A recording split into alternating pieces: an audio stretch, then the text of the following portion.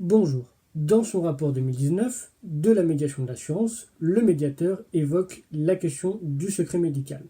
Avant d'aborder le secret médical du point de vue du médiateur de l'assurance, je souhaiterais vous exposer ma propre expérience professionnelle en assurance concernant le secret médical.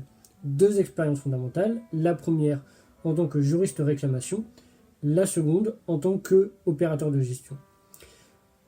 Quand j'étais aux réclamations et que j'étais juriste réclamation en assurance vie, parfois on avait, et même en fait en vérité très souvent, on avait des clients, souscripteurs, qui nous disaient qu'ils avaient eu en fait un défaut de conseil ou un défaut d'information.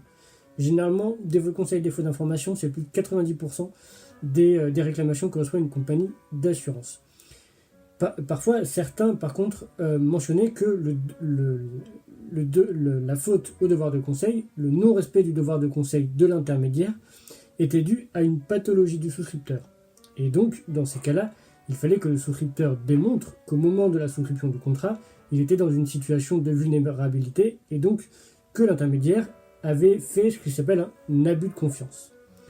Pour démontrer cette vulnérabilité liée à une pathologie, par exemple un cancer, ou tout simplement en fait une faiblesse psychologique, ou peu importe, une maladie, peu importe, eh bien le souscripteur devait démontrer qu'au moment de la souscription, au jour de la souscription, il avait une baisse de ses facultés mentales par exemple, ou une baisse de sa faculté à dire non à un assureur. Comment pouvait-il le faire? En apportant des données médicales. Moi, en tant que juriste de réclamation, même si j'étais habilité à voir certaines données médicales, je ne pouvais pas avoir accès à ces données médicales. Je n'avais ni accès aux analyses, je n'avais pas accès aux examens particuliers que pouvait faire en plus le réclamant. Que se passait-il? Moi, je recevais une réclamation où il y avait simplement inscrit de la part du souscripteur que ce dernier évoquait un défaut de conseil de son intermédiaire suite à un problème suite à une pathologie qu'il avait au jour de la souscription du contrat. Et à ce moment-là, en fait, moi, je me tournais devant ce qui s'appelle un médecin conseil, que chaque compagnie a. C'est un médecin qui est payé par la compagnie, mais qui est indépendant de la compagnie d'assurance, et qui, lui, son rôle, c'est de déterminer si, effectivement, quand, au vu en fait, des données médicales, le souscripteur était bien dans une position, par exemple, de faiblesse.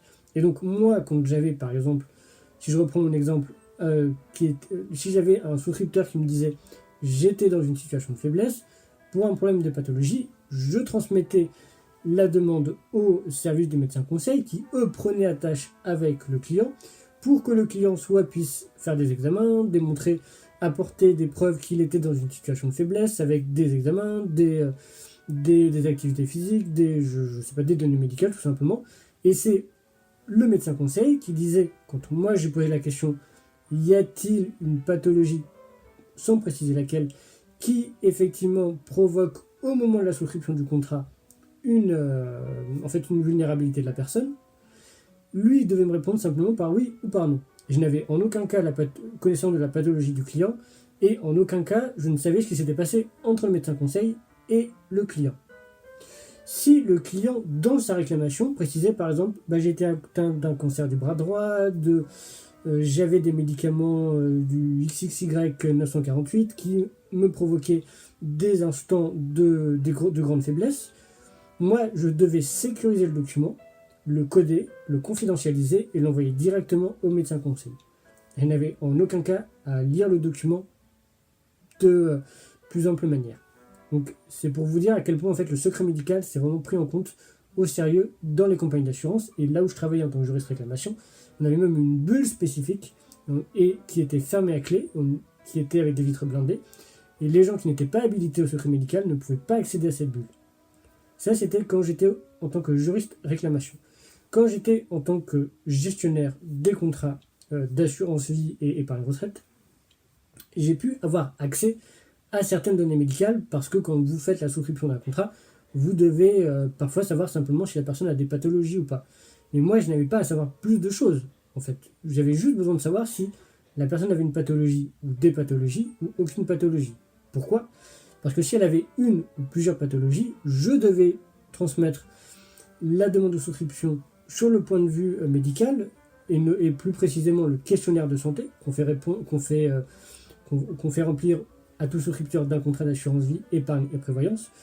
Et si sur ce questionnaire de santé, il y avait, par exemple, plusieurs pathologies ou une grande pathologie d'indiquer, je transmettais le questionnaire de santé au médecin conseil et lui déterminer s'il y avait lieu de prendre attache avec le client, de lui demander, par contre, là, cette fois-ci, de faire des examens complémentaires, prise de sang, examen cardiaque, par exemple, pour s'assurer que ces derniers ne représentaient pas un risque pour la compagnie, un trop grand risque pour la compagnie. Et une fois, s'il y avait besoin, ces renseignements complémentaires demandés, alors le médecin conseil revenait vers moi et me disait, pour telle garantie, par exemple, il doit y avoir une surprime de tant de pourcents, ou une exclusion de garantie, ou pas de surprime ni pas d'exclusion. Mais comme vous pouvez le constater, pour cette expérience, je n'avais pas connaissance de plus amples données médicales. Je ne savais pas quelle était la discussion entre médecin conseil et client. Alors, de manière plus globale, pourquoi est-ce qu'on demande autant d'informations aux souscripteurs ? Je l'évoquais juste précédemment, c'est tout simplement parce que la compagnie elle veut s'assurer du risque réel présenté par chaque souscripteur pour son contrat. Alors quand vous souscrivez un contrat d'assurance vie avec des garanties prévoyance annexes, le risque médical de défaillance du souscripteur est assez faible vis-à-vis de la compagnie, puisque la prévoyance va venir simplement prendre en charge à une durée très limitée les cotisations d'un souscripteur s'il n'est pas en mesure de payer pour des raisons de santé, ou alors simplement le capital qui sera accumulé par le souscripteur sera majoré s'il y a un décès.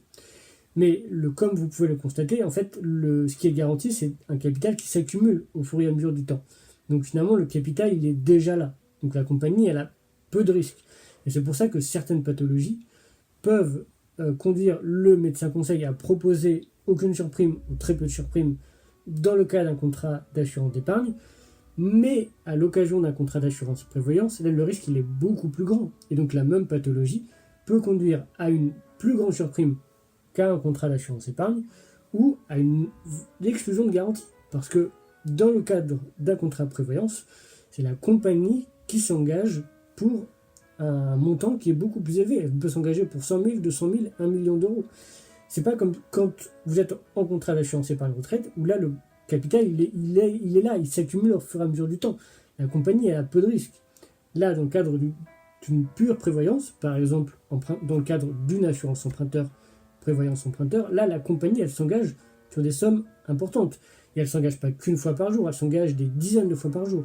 Et donc, il faut absolument qu'elle se garantisse un minimum de risque pour éviter la faillite, la chute. Si d'un coup, elle devait indemniser en peu de temps des centaines de personnes sur un risque, eh bien, il y a des risques de faillite. Et d'ailleurs, vous avez une compagnie d'assurance vie qui a fait faillite dans les années 90. Il y a également une seconde raison, c'est que toutes les compagnies d'assurance doivent lisser les risques. C'est-à-dire qu'elles doivent prendre des risques qui ne sont pas trop importants pour que les cotisations des uns payent des sinistres des autres. Alors ce rapport fonctionne en assurance dommage et en assurance prévoyance. Il ne fonctionne pas en assurance vie. Néanmoins, et nous l'avons vu déjà à plusieurs reprises, maintenant, dans la plupart des contrats d'assurance vie, on vous propose des garanties prévoyance.